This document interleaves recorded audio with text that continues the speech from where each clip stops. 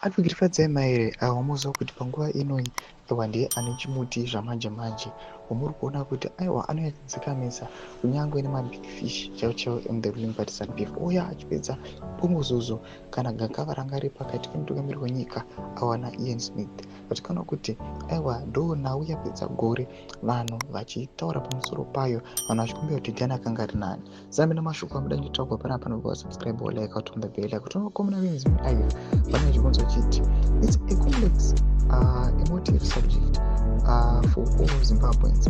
Now we have to put the question to general vote. Who would you rather as president? None of the above. Ian Smith was an authoritarian, repressive, racist. All ZANU-PF leaders have copied, pasted, and perfected his repressive methods and produced a toxic outcome.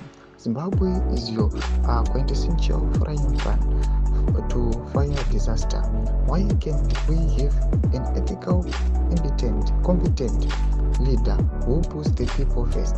We need new leaders. Domashwa amda toka panapana Fadzema chita aiwa vese vamakuti Ian Smith angari nani vari wrong, vese vamati kukamira nyika Zimbabwe nani vese vari wrong, achita aiwa none of these, none of between them vari two atombori nani. Noda kungoti aiwa vakomana vedu regime vangonokopa repression yakanga ina Ian Smith ndobva vatongoimplementa, ndobva vatanga vatongoenda against macitizens, ndobva vazviperfecta kuti aiwa zvinotoenda against macitizens zvakatonyanyisa. Mashoko anobuda achitaurwa panapa aiwa naadvocate Fadzema tirikuona kuti aiwa she's a team champion panguva ino, she's fighting all the best all she can kuti amirire magare enyika yeZimbabwe. Tudze mafundo enyu kuti kudii pamusoro pechitiko ichi, kuna comment section menyu mafundo enyu, so subscribe walike chatomubell icon.